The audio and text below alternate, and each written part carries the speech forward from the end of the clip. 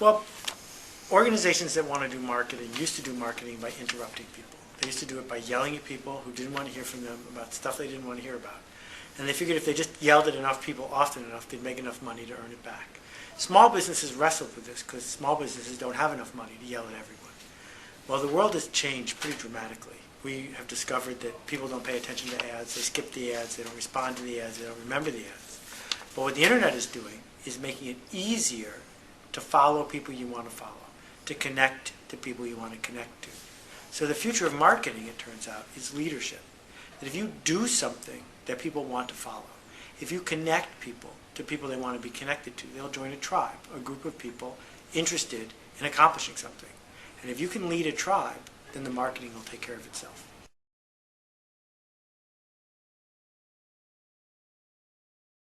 Small businesses have a lot of advantages here. The biggest one is they're run by human beings, whereas big businesses are often run by committees.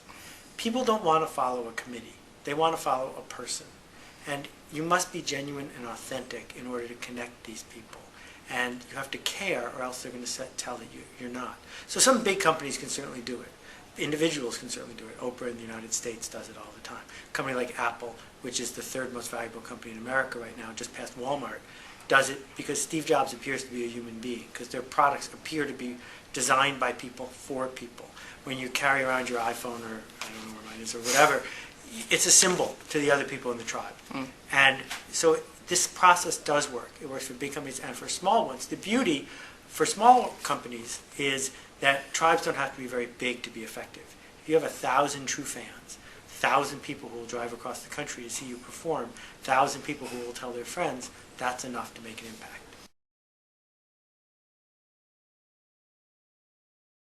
Well, the most important thing to do is to be a person, is to make a product that someone should buy because they want to, not because you pushed it on them, to tell the truth, to be authentic, to be a human being and connecting with people.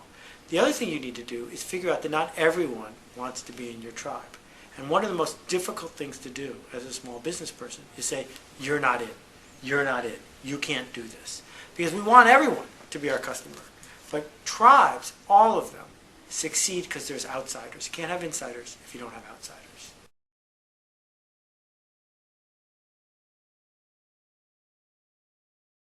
There's a coffee bar in London called Proof Rock, and one of the things that he does is, instead of having a frequent buyer card, where if you buy 8 cups of coffee you get a free one, he gives you one where if you buy 8 cups of coffee from his competitors, and he lists them all, he'll give you a free one. Well, why would you do that? You do that because you're talking to a very specific sort of person, a cosmopolitan, urbane person that gets that you're winking, that understands that they're part of the coffee tribe, that acknowledges the fact that you care enough about coffee and coffee drinkers that you would send people to your competition. That act by a small company changes the landscape. Starbucks can't beat them at that game.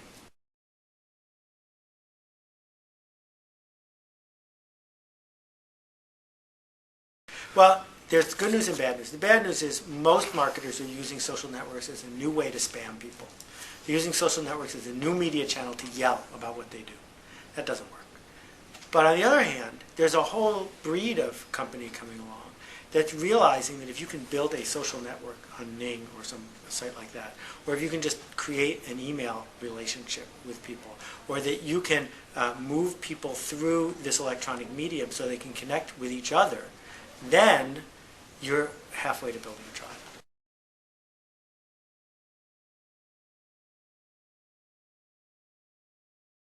Well, I think you should decide.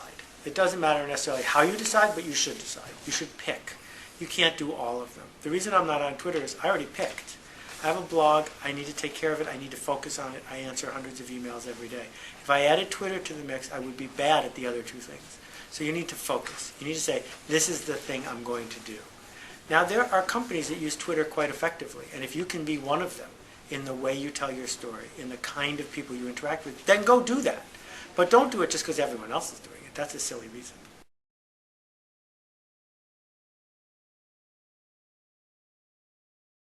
Well, unfortunately, small businesses have been brainwashed into thinking they should fit in. They should just be like big businesses, but smaller. They should be like their competitors, but in a different neighborhood. And that's just not working anymore. And so I guess the real question that I would ask people is, if you went out of business, who would miss you? And if the answer is only the people who had to walk 3 more stores to get to the dry cleaner, that's not a good answer. The idea of being missed, of being an important part of someone's day or someone's business or someone's life, isn't easy to accomplish. And you're not going to accomplish it just by making what the big companies make but a couple pence cheaper. You're going to accomplish it because you touch people, because you're generous, because you make change, because there's something about what you do and how you do it that people viscerally connect with. And if you can't do that, then you're going to be struggling for years. But if you can do it, you're going to discover there's a line out your door. There's a line of people who want to be touched by you, who want to be connected, because that's a basic human need.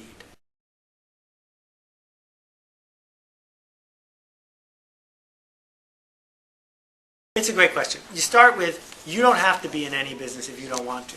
So just because the world is lined up to not help you doesn't mean you get to whine about it. Just do something else. So if you insist on being price-driven commodity supplier to businesses that don't want to talk about you, well, then don't expect to grow, right? That's all there is to it. What we know is if you can change that equation, you can grow. How can you get people to talk about you? Well, for example, let's say you're a plumbing supply house in a small suburb or rural area or even a city.